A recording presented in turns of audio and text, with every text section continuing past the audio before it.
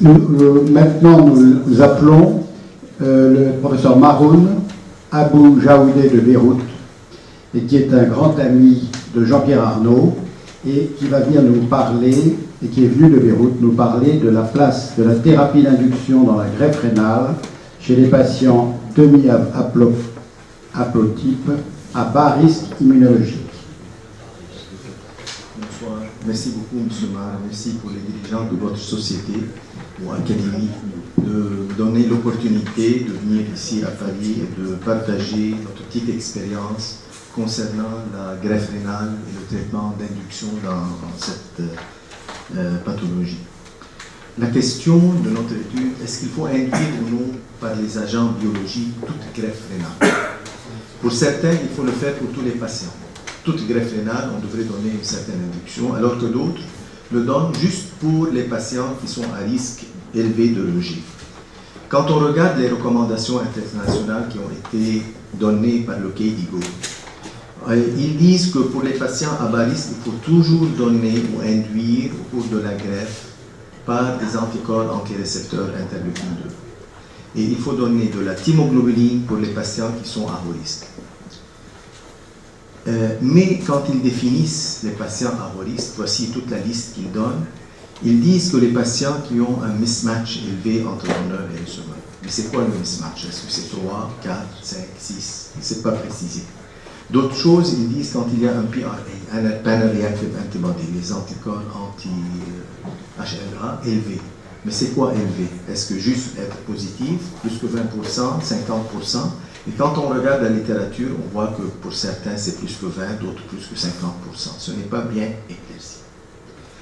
Il y a, selon Cochrane Collaboration Study, les études, il y a eu une méta-analyse qui a été faite pour toutes les études randomisées et contrôlées concernant les greffés rénaux à bas risque immunologique. Et ils ont comparé 3 armes, les anticorps anti-récepteurs interleukine 2 aux patients qui ont eu de la thymoglobine et à un groupe de patients qui n'a rien eu comme induction. Ce qu'ils ont trouvé, que comparativement au placebo, les patients qui ont eu des anticorps anti-interleukine 2, ils avaient moins de rejet aigu et ils avaient moins de perte de greffons. Et quand ils ont comparé les patients qui ont eu ou bien des anticorps anti-interleukine 2 ou bien la thymoglobuline, ils ont trouvé que presque les mêmes résultats, mais un peu plus d'effets secondaires chez les patients qui ont eu la thymoglobuline. Mais quand on regarde bien cette étude randomisée, on voit que les patients qui ont été étudiés, c'était des patients qui étaient au début de 1990, fin 90 jusqu'à 2000. D'autre part, l'immunosuppression de maintenance qui a été donnée à ces patients, la majorité, vaste majorité des cas, c'était du néo-oral, 87%, le CELCEP, 50%, et il s'agissait surtout d'une bithérapie, presque 22% des cas. Alors qu'actuellement, tout cet armatorium de traitement a changé. La vaste majorité des patients prennent le Prograf, qui est plus puissant que le néo-oral. Presque tous prennent le CELCEP, MMF. Et on donne la plupart du temps une triple thérapie, alors qu'il y a certains qui essaient d'arrêter les stéroïdes tôt, mais la majorité reste encore avec une thérapie triple. Donc, suite à cette thérapie nouvelle, le taux de rejet aigu a diminué de 50%, rejet aigu à un an, de 50% auparavant, jusqu'à 10 à 15% dernièrement, et même dernièrement, c'est moins que 10%, 6-5% dans certains centres. Donc, c'était l'avantage, cette diminution de rejet. Est-ce que c'est dû à une induction ou bien c'est dû au traitement immunosuppresseur qui a totalement changé? En plus, depuis qu'on utilise au monde la triple thérapie Prograf, tacrolimus, MMF et prednisone, il n'y a pas eu aucune étude qui compare les anticorps interleukine 2 ou thymoglobine au placebo. Toutes les études qui ont été faites, c'était des études rétrospectives, et voilà la liste de toutes les études, presque j'ai choisi 4 études rétrospectives qui parlent, mais aucune d'elles est une étude prospective.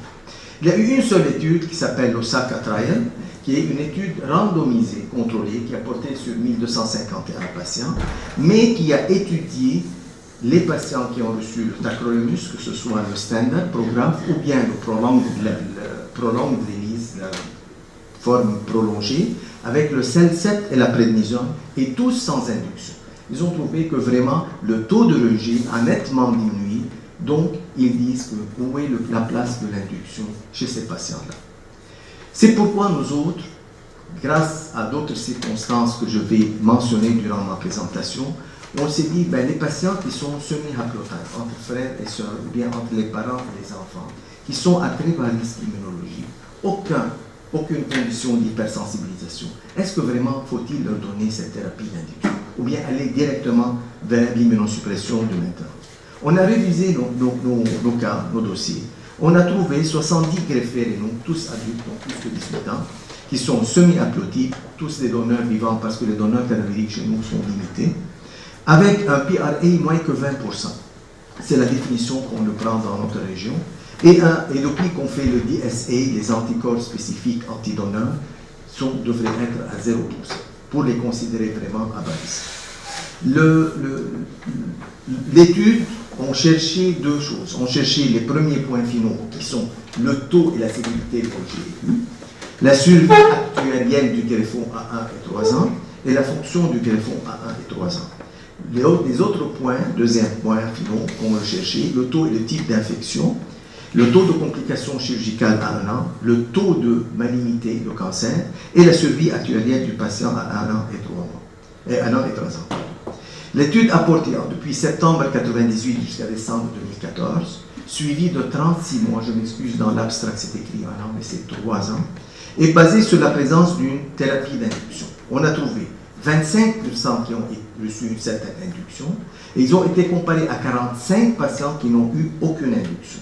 Et ceux qui ont eu l'induction, la plupart du temps, puisque 13 patients ont eu du dacluzumab, donc des anticorps anti-récepteurs IL-2, interleukin 2, et 12 patients ont eu une thymoglobine. À l'époque, on utilisait la thymoglobine allemande, qui est ATG Fresenius.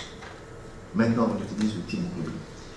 La population, quand on a regardé la population de ces deux groupes, on a regardé l'âge et le sexe du donneur, ainsi que ceux du receveur. Ce qu'on a trouvé que dans le groupe qui a eu l'induction, les receveurs ont été vraiment un peu plus âgés et c'était significatif de point de vue statistique. Alors que le sexe du receveur, l'âge du donneur, ainsi que son sexe du donneur, étaient presque pareils, sans différence. Quant à la compatibilité sanguine, on ne fait que des ABO compatibles au Liban, on ne fait pas des incompatibles, ça coûte très cher, peut-être dans le futur, mais actuellement, on ne fait pas. La majorité des patients étaient à groupe sanguin identique aux compatibles et il n'y avait pas de différence entre les deux. De même pour la raison de la maladie rénale de base qui était à l'origine de l'insuffisance rénale chronique. La majorité, comme tous on le sait, c'est des causes inconnues parce qu'ils viennent voir une néphrologue déjà trop tard, ils sont acheminés à la dialyse puis à la greffe, suivis de la glomérulonéphrite chronique, pyélonéphrite chronique et plusieurs d'autres. La durée moyenne de dialyse pré-greffe était pareille entre les deux cas, ça 13,5 dans le cas d'induction, à 9,8 pas d'induction, et on avait 4 patients dans le groupe induction qui avaient une greffe itérative, donc ils n'ont pas été dialysés, ainsi que 8 du côté de pas d'induction. Le profil hématologique, on a regardé l'hémoglobine avant la greffe, l'hémoglobine à la sortie du patient, ainsi que les besoins de transfusion sanguine après la greffe, et la différence entre l'hémoglobine à la sortie de la greffe, c'est-à-dire au congédiement du patient d'hôpital, divisé à qui on soustrait l'hémoglobine avant la greffe. On a trouvé que vraiment les patients qui étaient plus anémiques du côté du groupe induction avant la greffe, plus anémiques du côté pas d'induction. C'est pourquoi du côté d'induction, on était plus encouragé de donner l'induction, surtout la thymoglobine. En post-greffe, il y avait presque la même hémoglobine, mais la différence entre les deux groupes était nettement significative et c'est dû au fait qu'on a donné de la thymoglobine dans le groupe d'induction. Les besoins de transfusion dans les deux groupes étaient presque pareils. De même pour les plaquettes. Le taux de plaquettes pré-greffe et post-greffe, il n'y avait pas de différence, mais la différence, c'est-à-dire plaquettes pré-greffe, on enlève les plaquettes post-greffe, c'était plus important, cette différence était plus importante du côté d'induction, parce que c'est la même chose, l'usage de la thymoglobine peut donner de la thrombopénie ainsi que l'hémoglobine. L'immunosuppression de maintenance. À l'époque, au début, on utilisait l'oral, puis après, on a shifté directement vers le programme. On trouve qu'il y a vraiment une induction. Et donc, quand vous regardez, vous trouvez que du côté du groupe qui n'avait pas eu d'induction, on était plus encouragé ou on poussait plus vers le programme parce qu'on considérait le programme est un peu plus fort que néo-oral. Donc, on va donner à ces patients-là qui n'ont pas eu d'induction plus de programme. C'est la seule différence qu'on trouve entre les deux groupes. Les résultats. Même taux de rejet et sévérité de rejet entre les deux groupes. 11% pas d'induction, 8% d'induction, pas de différence, ainsi que la sévérité, ça veut dire le besoin de donner de la thymoglobuline pour les rejets qui étaient résistants aux stéroïdes. Les infections hospitalières. Les infections hospitalières, ça veut dire de la greffe jusqu'au premier congé, que ce soit le nombre de patients, le nombre d'épisodes infectieux et le type d'infection, on n'avait pas de différence entre induction ou non-induction. Voici une présentation un peu plus schématique. Là, il n'y avait pas de différence entre les deux groupes, le P n'était pas significatif. Les infections extra-hospitalières jusqu'à 1 an, ça veut dire qu'il a quitté l'hôpital, depuis qu'il a quitté l'hôpital jusqu'à 1 an, comme outpatient, à l'extérieur de l'hôpital, le nombre de patients qui ont présenté d'infection était plus important du côté de l'induction. Peut-être, est-ce que c'est la thymoglobuline avec son effet plus retardé, ça a favorisé certaines infections? Possiblement. Le nombre d'infections aussi, épisodes infectieux plus importants du côté du groupe d'induction. Et c'était surtout, on pensait que peut-être c'est les infections virales. On a trouvé que les infections virales étaient presque les mêmes. C'était surtout des infections bactériennes. Et voici aussi une autre présentation schématique des infections entre les deux groupes. Et quand on a réuni toutes les infections, depuis l'admission du patient jusqu'à 1 an, on a trouvé les mêmes choses que dans les infections hospitalières. Ça veut dire le nombre de patients, le nombre d'épisodes infectieux, et surtout, la différence, c'est dans les infections bactériennes plutôt que virales. Et voilà une présentation. Donc voilà, c'est une présentation qui unit toutes, les fongiques, virales, bactériennes et le total. On trouve que les bactériennes sont plus significatives du côté induction, surtout extra-hospitalière et 1 an. Maintenant, on a vu, pourquoi les infections virales n'ont pas changé? On a étudié le taux de statut de CMV chez les donneurs et les receveurs. N, ça veut dire IgG négatif, P, IgG positif. On n'a pas trouvé de différence entre les deux groupes, que ce soit la population étudiée du point de vue immunité anti-CMV pré-greffe. Maintenant, on a utilisé prophylaxie? Oui. Au début, il n'y avait pas moyen, au début 98, certains, on n'a pas donné prophylaxie, surtout du côté de pas d'induction, parce qu'on s'est dit on ne donne pas d'hémoglobine. À l'époque, on n'avait pas le cibolec et l'anticorps anti-IL2.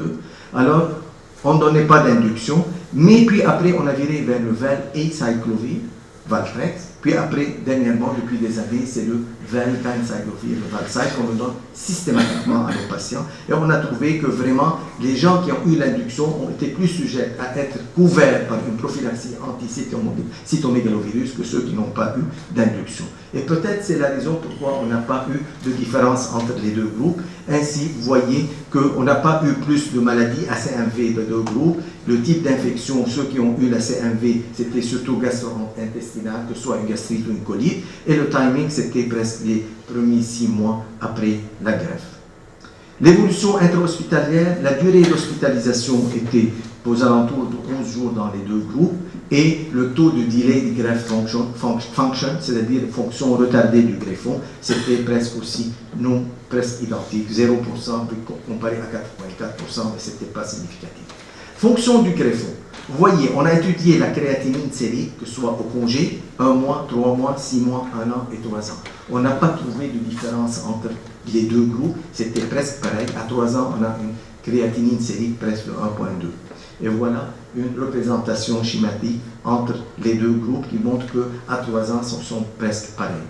Complications chirurgicales, on n'a eu aucune du côté de l'induction, pas d'induction 3, une sténose urétérale, un lymphocète et un hématome post-opératoire.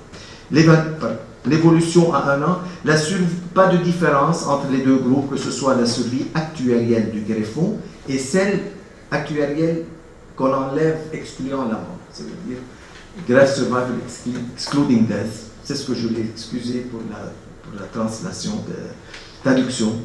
Un cas de décès du côté d'induction, pas d'induction, 2 cas de décès. Et la survie actuarielle du patient aussi était à 1 an, la même chose. Les mêmes trouvailles ont été signalées à 3 ans, que ce soit la survie actuarielle du greffon et du patient. On avait 2 décès du côté d'induction, 2 décès du côté pas d'induction, et 1 cas de cancer dans le cas de l'induction.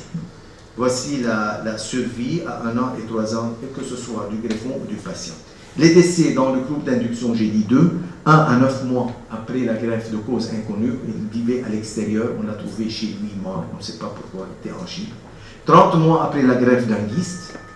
Dans le groupe sans induction, 2 à 5 mois et 6 mois après la greffe d'une pneumonie vraiment qui était très dure et difficile à contrôler.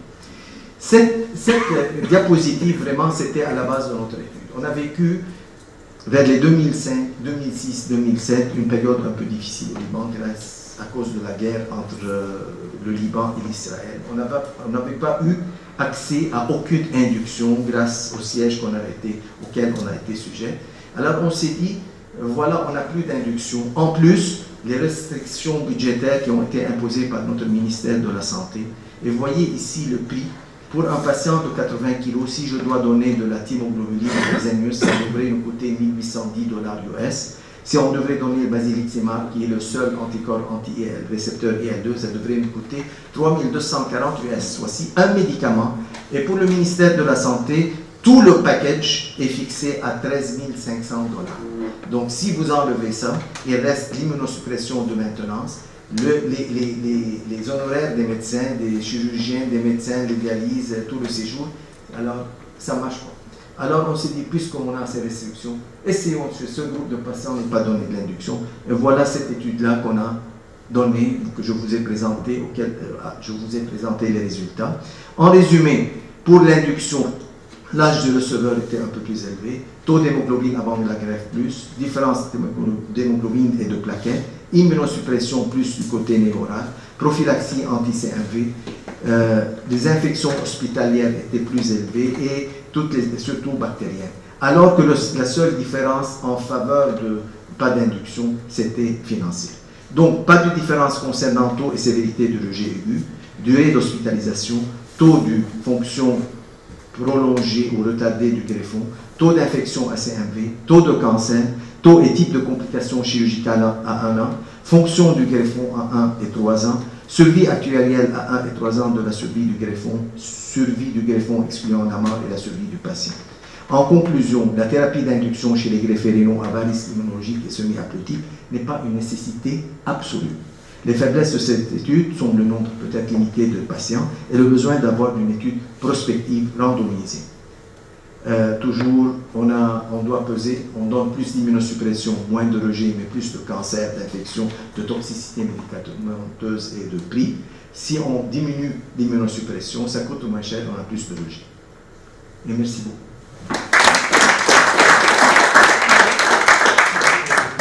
Merci beaucoup pour cette très intéressante communication. Je voudrais commencer par poser une question sur le coût, puisque vous dites que l'absence d'induction, évidemment, coûte moins cher, mais comme il y a davantage de rejet, est-ce que vous avez évalué le coût du rejet? Le coût de rejet, on ne l'a pas évalué, mais le fait qu'il n'y a pas de différence, on n'a pas eu besoin. Si on avait une différence, du point de vue taux de rejet, peut-être serait intéressant de dire, puisqu'il y a une différence, combien ça va nous coûter le rejet, est-ce que ça va contrebalancer le coût de... Puisqu'on n'a pas trouvé de différence, on s'est dit, ok, on n'a pas besoin, on n'avait pas un point de faire. Finalement, c'est une étude médico-économique que vous avez faite, et je pense qu'il faudrait presque l'annoncer dès le départ, parce que c'est pour des raisons économiques que vous avez préparé ces groupes. Donc c'est intéressant. La deuxième chose, c'est finalement l'intérêt de l'induction, c'est pour la présentation de l'antigène initial. Et est-ce qu'il faudra avoir les résultats de survie globale, mais ça on l'aura peut-être dans 15 ans, pour voir si réellement la survie globale du greffon est identique dans les deux groupes. Il faut attendre. Oui, sûrement, il faut faire. C'est pourquoi il faut prolonger cette étude-là, il faut augmenter le nombre de patients pour que ce soit plus significatif. Mais vous voyez tous en médecine, on s'en va vers l'économie. Et de plus en plus ça coûte cher, et de plus en plus nous autres, dans notre service, on regarde, est-ce qu'on peut, si on ne peut pas améliorer, parce qu'améliorer les logés aigus maintenant c'est difficile. On travaille surtout sur les pertes à distance des greffes. Si on peut au moins maintenir nos résultats, est-ce qu'on peut le faire avec moins de coûts?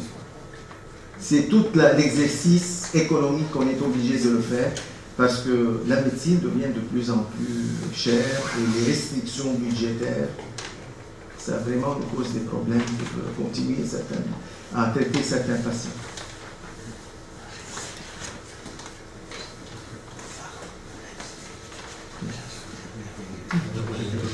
Oui, j'attends la permission. J'ai une question que je vous pose à tous les deux, toi Xavier, c'est est-ce que ces résultats doivent inciter à faire un essai médico-économique prospectif randomisé sur induction versus non-induction? Il faut toujours le faire. Nous autres, on continue actuellement notre protocole pour cette catégorie de patients, ce groupe de patients dans le bas d'induction. Maintenant, l'étude prochaine qu'on est en train de la faire, puisque le nombre de mismatchs n'est pas très clair, on va prendre les patients, c'est en cours, on va reviser nos dossiers, les patients qui sont toujours à bas risque, mais qui sont 4, 5, 6 mismatchs, et comparer à ce groupe-là. Si on ne trouve pas de différence, l'étude d'après va être tous les patients à bas risque immunologique, quel que soit son mismatch, est-ce qu'il faut donner l'induction? C'est toujours une étude économique, tout en respectant vraiment la sécurité du patient et d'avoir toujours des résultats identiques. Au minimum.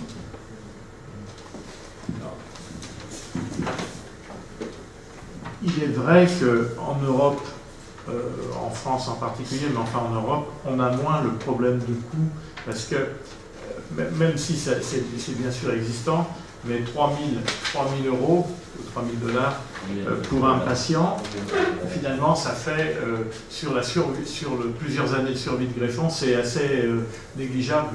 Sur le total d'un patient, un greffé, c'est à peu près 20 000 euros par an, ou 15 000 euros par an pour l'immunosuppression, 25 000 euros, 30 000 euros la première année, et sur 5 ans, finalement, l'induction, ça compte plus pour grand-chose. Mais au Liban, où le système de sécurité sociale est moins développé, ça a probablement plus de valeur et plus de justification. Maintenant, je viens de venir de Grenoble. Je suis arrivé ce matin. Et il y avait un preceptorship, un cours de transplantation, un échange entre nous autres et M. Rostin, Lionel Rostin, qui vient de déménager en Grenoble. Et apparemment, là-bas, quand on a discuté, ils donnent pour presque la majorité de la thyroïde. Parce que je pense que c'est fait à Lyon, c'est proche, quelque chose comme ça. En fin de compte, quand il y a nous autres, c'est 70 patients sur 10 ans, 15 ans. Mais quand dans leur centre, ils font 150, 200 patients, si vous analysez ça, vous comptez, c'est beaucoup d'argent. On préfère peut-être dépenser cet argent à des choses peut-être qui vont nous avancer plus que sur des choses, parce que maintenant, le trend aux États-Unis, c'est ces patients-là, il y a de plus en plus d'études qui sortent qui ne donnent plus. C'est ce groupe de patients. Alors, pourquoi ne pas retirer cet argent, le mettre ailleurs, surtout chez les patients hypersensibilisés qui ont besoin de désensibiliser? Ils ont un service extraordinaire de désensibilisation, mais les prix qu'ils payent pour désensibiliser un patient, c'est énorme. Mais ici, ça vaut la peine. Parce qu'un patient non greffable, pour le rendre greffable, c'est quelque chose, c'est un cadeau de vie. Alors, peut-être économiser ici, injecter là, ça peut aider, surtout dans des pays. Peut-être tout le budget de notre pays ne vaut pas le budget de santé en France. C'est un petit peu. Si j'ai bien compris, votre étude porte sur des donneurs vivants. Oui. Donc ma question que je vous poserai, c'est, je me retournerai également vers M. Martin, c'est est-ce que les résultats sont les mêmes chez les donneurs décédés? Décédés. On a quelques donneurs décédés, mais le nombre n'est pas si important pour pouvoir mener une étude. Ça, c'est dommage. 2. Pour les patients décédés, en revisant la littérature, les patients décédés cerveau décédé, brain deceased, on ne peut pas comprendre décédé complètement, mais disons cadavériques ou décédés, quand ils sont des donneurs qui ne sont pas extended, qui ne sont pas vraiment le groupe qui est difficile, ne constituent pas un groupe à risque. Ça veut dire si on a un bon donneur décédé, jeune, le temps d'ischémie froide n'est pas très long, il n'a pas présenté des problèmes hémodynamiques avant la greffe, avant le prélèvement a été fait en douceur, puis la greffe. Ce groupe-là n'est pas considéré systématiquement comme à haut risque. Il peut être inclus dans ce groupe-là. Bon, on n'a pas beaucoup, on a des problèmes avec les donneurs. Puis c'est un petit pays. Quand on fait un prélèvement, en l'espace de 3-4 heures, la greffe se fait. Ce n'est pas le déplacement par avion ou par hélicoptère comme en France. Ça prend des heures, puis toute la mécanique qui se fait. Il y a beaucoup de temps qui doit être dépensé pour accorder l'heure au Liban. En une demi-heure, on sait qui va être greffé. En 3-4 heures, la greffe est faite.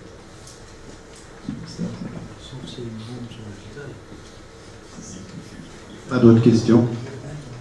Eh bien, merci beaucoup. C'était très intéressant. Merci beaucoup.